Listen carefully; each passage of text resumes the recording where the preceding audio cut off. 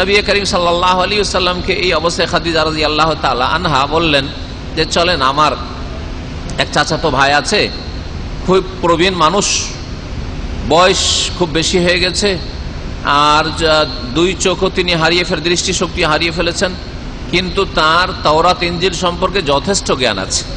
জাহিলিয়াতের যুগে তিনি খ্রিস্টান হয়ে গেছিলেন। তার নাম হচ্ছে ওয়ারাকা বিন নওফল বিন আসাদ বিন আব্দুল উজ্জা। নাম ওয়ারাকা, বাপের নাম নওফল। তিনি লিখতেও জানতেন। মক্কার মধ্যে মাত্র কয়েকজন হাতে গোনা লেখাপড়া জানতেন, পড়তে পারতেন, লিখতে পারতেন। তিনি আরবি থেকে হিব্রু ভাষায় অনুবাদ করতেন, আর হিব্রু ভাষায় যেহেতু তাওরাত ইনজিল ছিল, হিব্রু ভাষা থেকে তিনি আরবি ভাষায় করতেন, এই সব কাজ করতেন। ফায়াক্তুবু বিল ইনজিল বিল ইবরানিয়াতে মাশাআল্লাহ। ইনজিল, যেহেতু তিনি খ্রিস্টান হয়ে গেছিলেন, ইনজিল লিখতেন হিব্রু ভাষায়। আর সেই ব্যক্তির যেহেতু জ্ঞান ছিল তার কাছে আহলি কিতাব সম্পর্কে বা আহলি কিতাবদের কিতাব তাওরাত ইনজিল সম্পর্কে, খাদিজা রাদিয়াল্লাহু তাআলা আনহা সাথে করে নিয়ে গেলেন।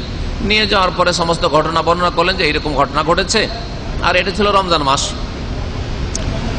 আপনি এখন এর সম্পর্কে আমাদেরকে কিছু সৎ পরামর্শ দেন, আর ঘটনাটা আপনি সরাসরি তার কাছ থেকে শুনেন।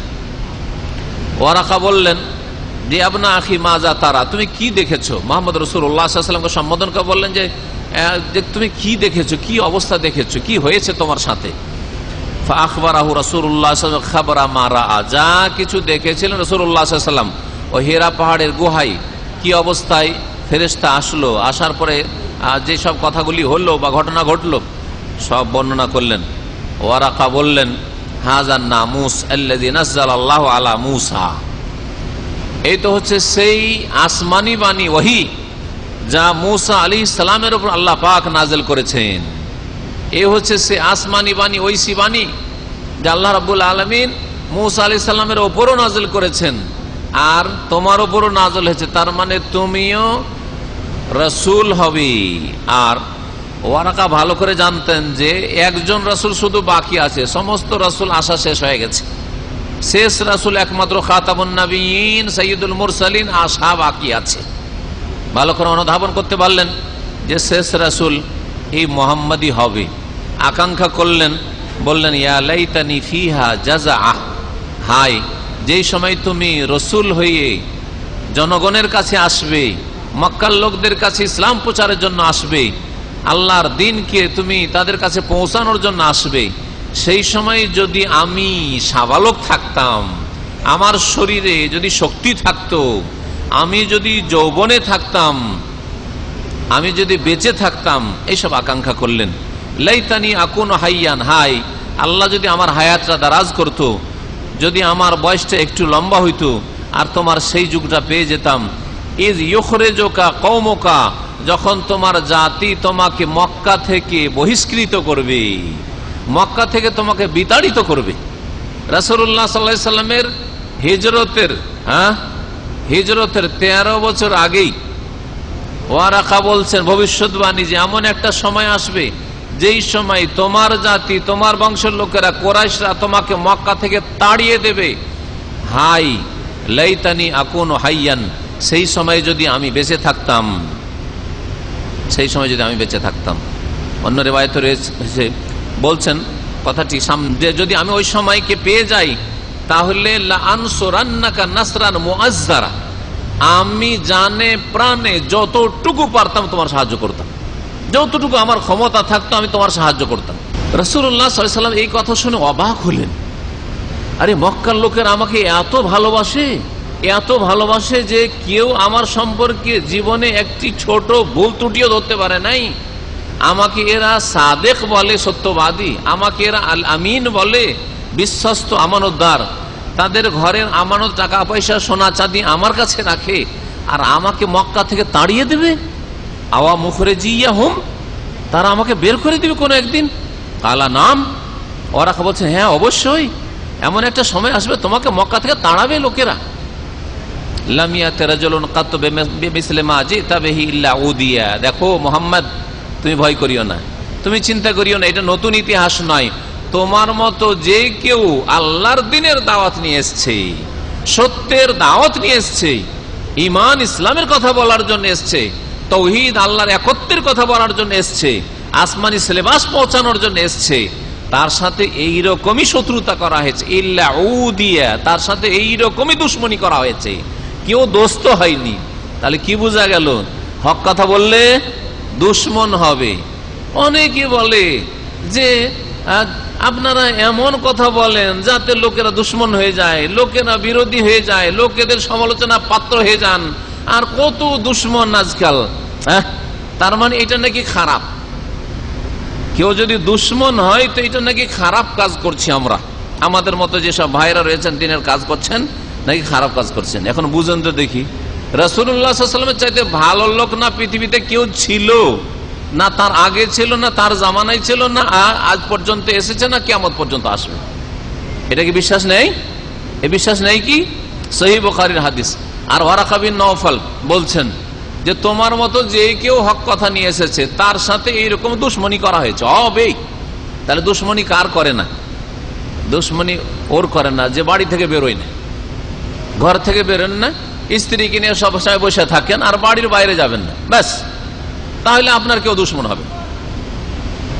আর যদি বাইরে বেরোন তো বোবা শয়তান হয়ে বেরোবেন, কারো সাথে কথা বলবেন না, ভালো মন্দ কিচ্ছু বলবেন না, শিরক করলো কিছু বলবেন না, কুফরি বললো কিছু বলবেন না, আল্লাহকে গাল দিল কিছু বলবেন না, আবু বকর ওমরকে গাল দিল কিছু বলবেন, কিচ্ছু বলবেন না আপনি।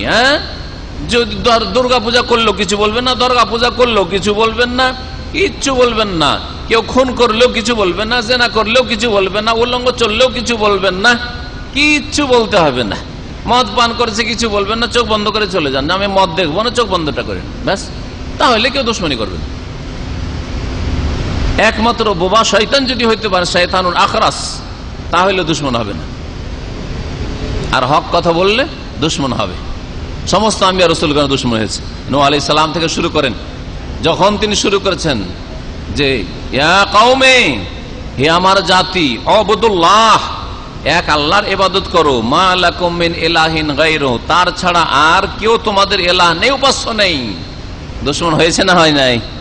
950 বছর ওদেরকে জাহান্নাম থেকে উদ্ধার করার জন্য মেহনত করার কি বা প্রয়োজন? যা জাহান্নামে চলে যা, কি বা প্রয়োজন?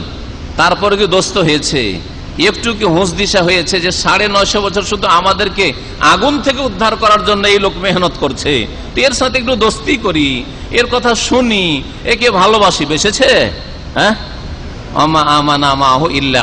আল্লাহ কোরআনে বলছেন 950 বছরেও ইল্লা কালিল, অল্প কয়েকজন ছাড়া কেউ মুসলমান হয়নি।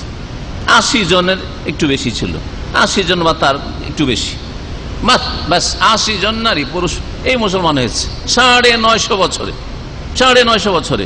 সুতরাং আপনার দ্বারা আমার দ্বারা যদি 1 বছরে মেহনত করে একটা যদি কেউ যদি সহি আকীদায় না আসে, একটা যদি কেউ কাফের থেকে মুসলিম না হয়, অথবা শিরিককারী কবর মাজার পূজারি তওবা করে নাও আসে, বিদাতি বিদাত ছেড়ে নাও আসে, বেনামাজি নামাজ নাও ধরে, তো আফসোস করার কি আছে? 950 বছর হেদায়েত করে আমা আমানা মা ইল্লা কালিল। নবী মুহাম্মদ রাসূলুল্লাহ সাল্লাল্লাহু আলাইহি ওয়াসাল্লাম বলছেন যে কিয়ামতের দিনে সব নবী নিজ নিজ উম্মত নিয়ে আসবে, কারো উম্মত বেশি হবে, কারো কম হবে, কার মাহুর কিছু নবী হবে মাহুর রাহতো, তার সাথে 10 জন 20 জন হবে, ওয়ান নাবিয়ুন ওয়া লাইসা মাহু আহাদ। আর এমন নবী আসবে যে একা আসবে আল্লাহর দরবারে কিয়ামতের হাসরের মাঠে, একজনও নাই, একজনও নাই। দীর্ঘ সময় ইসলামের দাওয়াত দিয়েছে, লা ইলাহা ইল্লাল্লাহর দাওয়াত দিয়েছে, সুবহানাল্লাহ, ওয়া লাইসা মাহু আহাদ, একজনও মুসলিম হয়নি, একজনও শিরক কুফরি ছাড়েনি, একজনও তওবা করে আসেনি পাপ থেকে। এইরকম নবী আসবে। সুতরাং আমার মাধ্যমে আপনার মাধ্যমে আমাদের কাজ হচ্ছে মেহনত করা। যদি কেউ হেদায়েত নাও হয় তারপরও সাকসেস। নবীরা কি সাকসেস হন নাই? কেউ হেদায়েত হোক আর না হোক, আমি আমার কাজ ডিউটি করে যাচ্ছি, ফলাফল রেজাল্ট কি হচ্ছে না হচ্ছে সেটা দেখার বিষয় নাই, কিন্তু আমি কর্ম করছি। আপনি কর্ম করলেই আপনি কামিয়াব, কর্ম করলেই আপনি সফল। যদি কর্ম না করেন, কর্মহীনতা হচ্ছে আপনার ফেলিওর হওয়া, আপনার নাকাম হয়ে যাওয়া। কিন্তু কাজ যদি করেন, রেজাল্টের মালিক আল্লাহ। ইন্নাকা লা তাহদি মান আহবাবতা, আপনি হেদায়েত করতে পারবেন না যাকে আপনি ভালোবাসেন। আপনার বাপকে হেদায়েত করবেন, আপনার মাকে হেদায়েত করবেন, আপনার দাদা দাদি ভাই বেরাদরকে বোনকে হেদায়েত করবেন। ইন্নাকা লা তাহদি, নবীকে আল্লাহ স্বয়ং বলছেন তুমি কখনো হেদায়েত করতে পারবে না যাকে তুমি ভালোবাসো। তবে কে হেদায়েতের মালিক, অন্তর ফিরানোর মালিক? ওয়ালাকিন্নাল্লাহ ইয়াহদি মান ইয়াশা, তবে আল্লাহ পাক যাকে চাইবেন হেদায়েত দান করেন। ওয়া হুয়া আ'লামু বিল মুহতাদিন, আর তিনি ভালো করে জানেন যে কে হেদায়েত পাওয়ার যোগ্য আর কে অযোগ্য, তিনি জানেন। নবীর চাচা যখন আবু তালেব মুসলিম হইল না, আর নবী সাল্লাল্লাহু আলাইহি ওয়াসাল্লাম বড় আক্ষেপ হইল, হাইরে এই প্রিয় চাচা এত আমাকে ভালোবাসতো আর তাকেও আমি ভালোবাসতাম, তাকে হেদায়েত করতে পারলাম না, বড় আক্ষেপ, বড় দুঃখ, বড় কষ্ট। আমুল হুজ, শোকের বছর, শোক নেমে এসেছে, শোকের ছায়া নেমে এসেছে রাসূলুল্লাহ সাল্লাল্লাহু আলাইহি ওয়াসাল্লামের জীবনের উপর। তখন আল্লাহ পাক সান্ত্বনামূলক এই আয়াতটি নাযিল করেছিলেন, তুমি ভালোবাসো বলে হেদায়েত করে দিতে পারবে, হেদায়েত আমার হাতে, তোমার হাতে না। তুমি রব না, তুমি মাবুদ না, তুমি আব্দ, তুমি গোলাম। সুতরাং তোমার কাজ হচ্ছে আমার গোলামি করা, বাকি মানুষের কলব ফিরানো আর মানুষের কলবে কি করতে হবে না করতে হবে সেটা আমার কাজ একমাত্র। কিন্তু আমাদেরকে কর্ম করে যেতে হবে, কর্ম করে যেতে হবে। রাসূলগণের জীবনী বলে নবী করিম সাল্লাল্লাহু আলাইহি ওয়াসাল্লামের দুশমনি করেছে, এই কথা ভবিষ্যৎবাণী করছেন ওয়ারাকা, অথচ তিনি খ্রিস্টান। আকাঙ্ক্ষা করছেন যে আপনি নবী রাসূল হয়ে আপনার দাওয়াত যখন আসবে ওই যুগটা যদি পেয়ে যেতাম। বলছেন, ভবিষ্যৎবাণী করছেন, আপনার মতো যে কেউ এসছে তার শত্রুতা করা হয়েছে।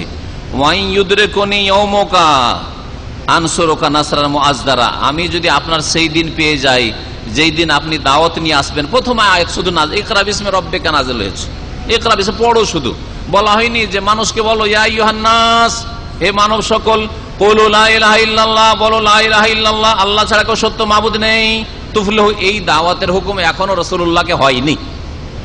এই দাওয়াতের অপেক্ষা ওয়ারাকা বিন নওফাল আসলেই তিনি কবুল করবেন, তাহলে কবুল করার জন্য তিনি প্রস্তুত ছিলেন। এই অবস্থায় যদি কেউ থাকে আর তার কাছে দাওয়াত না পৌঁছে, তাহলে আল্লাহ তাকে জাহান্নামে দেবেন না, কারণ তার অন্তর প্রস্তুত হয়ে রয়েছে, আমি হককে মানতে প্রস্তুত, কিন্তু হক পৌঁছেনি তার কাছে। এর হুকুম ভিন্ন, কিন্তু একজন লোক না হকের যুগ পেয়েছে, নবুয়তের যুগ পেয়েছে, রিসালাতের যুগ পেয়েছে, আর তারপরে মানেনি, খবর পৌঁছেছে তার কাছে, নবী সম্পর্কে মানেনি, অবশ্যই আল্লাহ আযাব দেবেন, এতে কোনো সন্দেহ নেই। নবী করিম সাল্লাল্লাহু আলাইহি ওয়াসাল্লামের সাহায্যের ওয়াদা তিনি করলেন, কিন্তু তার আয়ু আর সাথ দিল না। বলছেন মায়েশা রাদিয়াল্লাহু তাআলা আনহা, হাদিসা বর্ণনাকারী, সুম্মা লাম ইয়ালবাস ওয়ারাকাতু আন তুফিয়া, তার কিছুদিন পরেই ওয়ারাকার ইন্তেকাল হয়ে গেল।